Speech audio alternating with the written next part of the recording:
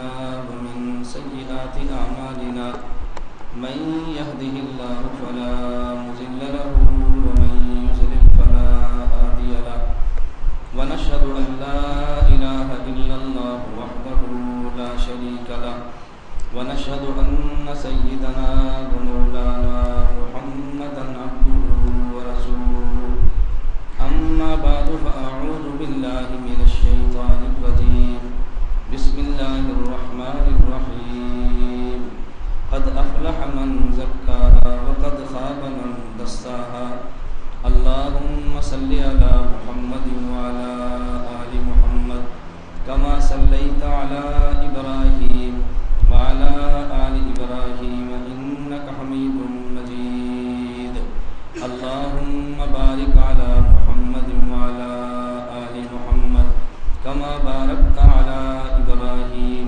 وعلى آل إبراهيم إنك حميد مجيد.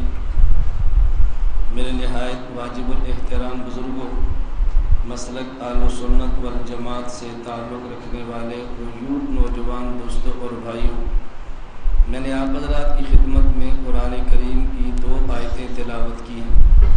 ان 2 آیتوں میں اللہ رب العزت نے ایک ضابطہ اور قانون بیان فرمایا ہے. قد افلح من زکاہا وقد خاب من دساہا. پہلے اللہ رب العزت نے فرمایا فَأَلْهَمَهَا فُجُورَهَا وَتَقْوَاهَا. اللہ رب العزت نے انسان کے مزاج میں 2 چیزیں رکھی ہیں. نمبر 1 مادہ گناہ، نمبر 2 مادہ نیکی.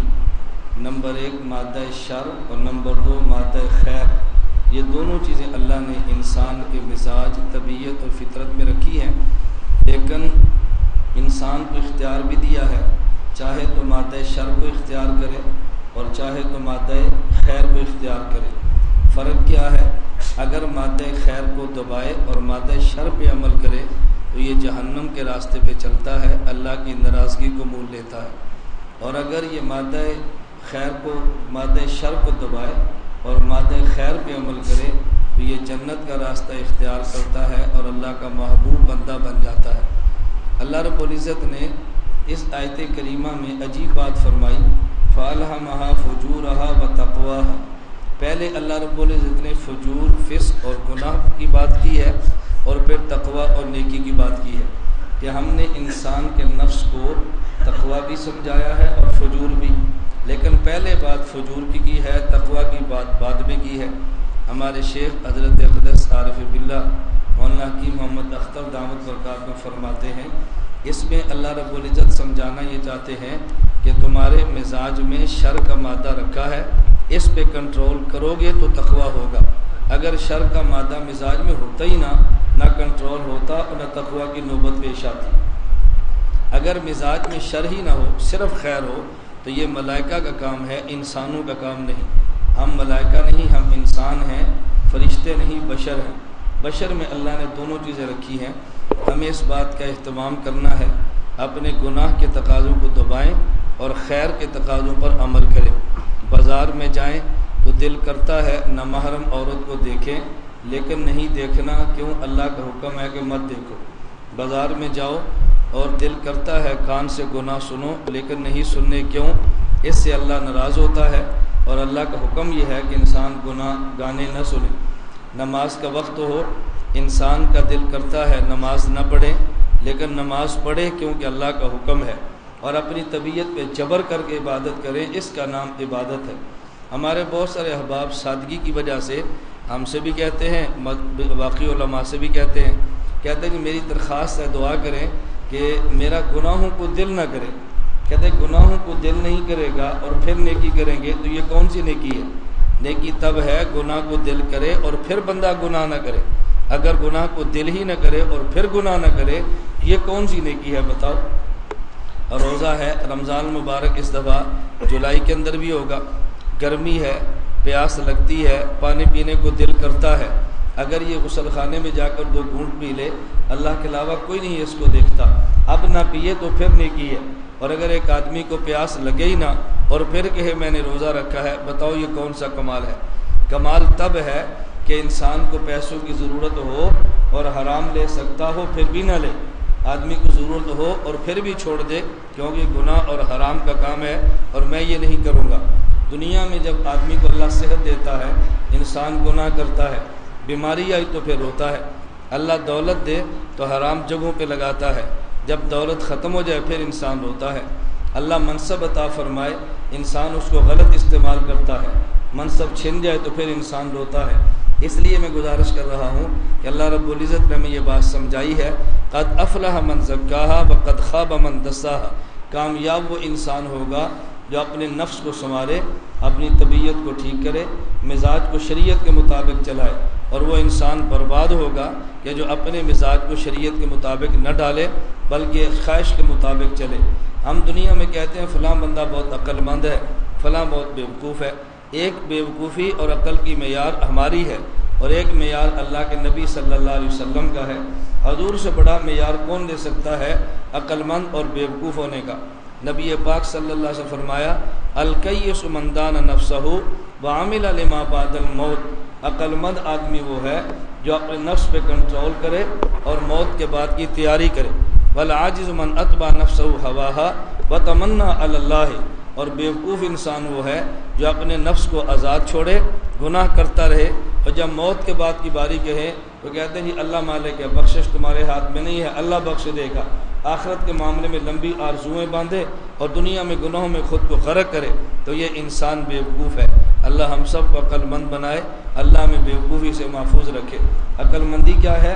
گناہ چھوڑ دیں، نیک اعمال کریں، شیطان کو چھوڑ دیں، رحمان کو راضی کریں، طاغوت کو چھوڑیں، رحمان کی عبادت کریں، گناہوں سے بچیں اور نیکی کا کام کریں۔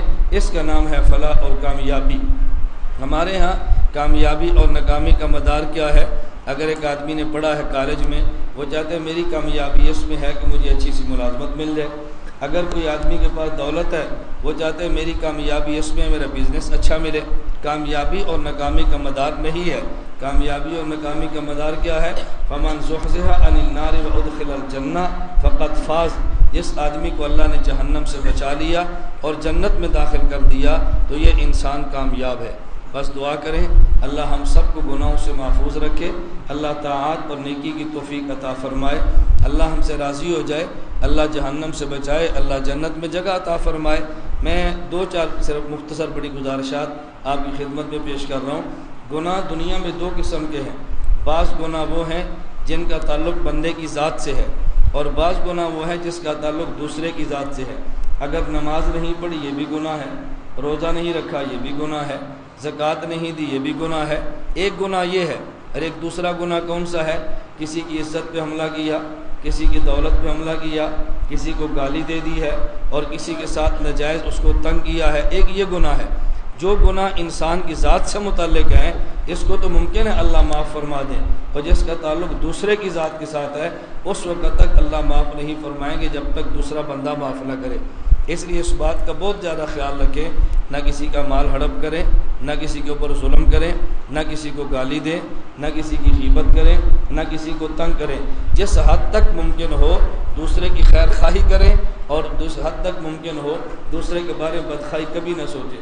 اس پر ایک چھوٹا سا واقعہ میں پیش کرتا ہوں جو آپ نے بھی پڑھا ہے اور ہم نے بھی پڑھا ہے، اور یہ پڑھا کسی مذہبی اور حدیث کی کتابوں میں نہیں، سکول کی کتابوں میں، بچپن کا واقعہ آپ کے ذہن میں ہوگا۔ واقعہ کیا ہے کہ اللہ کے ولی وہ دریا کے کنارے پہ کھڑے ہیں اور آگے ایک بچھو ہے، وہ بچھو کو نکالتے ہیں وہ ڈنگ مارتا ہے، پھر نکالتے ہیں وہ ڈستا ہے، پھر نکالتے ہیں وہ ڈستا ہے۔ ایک بندے نے کہا حضرت آپ کو کیا ہوا؟ وہ بار بار ڈنگ مارتا ہے، اس کو مرنے دو پانی میں، کیوں باہر نکالتے ہو؟ اس اللہ کے ولی نے بہت پیارا جواب دیا، فرمایا یہ عادت بد سے باز نہیں آتا، میں عادت خیر کو کیسے چھوڑ دوں؟ اس کا کام ڈسنا ہے، وہ ڈسے جا رہا ہے، میرا کام ڈسے ہوئے کی خیر خواہی کرنا ہے، میں اپنا کام کیسے چھوڑ دوں؟ یہ بچھو اگر اپنا کام نہیں چھوڑتا، میں نبی کا امتی ہو کر اپنا کام کیسے چھوڑ دوں؟ ہمارے ایک معاملہ کیا ہوتا ہے کہ جی فلاں بندے نے میرا خیال کیا ہے مجھے بھی کرنا چاہیے، فلاں نے عزت کی ہے مجھے بھی کرنا چاہیے، فلاں نے کھلایا ہے مجھے بھی کھلانا چاہیے۔ بابا یہ کون سا کمال ہے؟ یہ کوئی کمال نہیں ہے۔ کمال کیا ہے؟ اللہ کے پیغمبر فرماتے ہیں احسن الی من اساء الیک، کوئی بندہ برائی کرے تم نیکی کرو، واعف عمن ظلمک، کوئی ظلم کرے تم معاف کرو۔ اللہ کے پیغمبر کا ارشاد ہے سل من قطعک، لوگ تعلقات کو توڑے تم جوڑو، یہ ہے کمال۔ تعلق جوڑنے والے سے جوڑنا کوئی کمال نہیں ہے، توڑنے والے سے جوڑنا یہ کمال ہے۔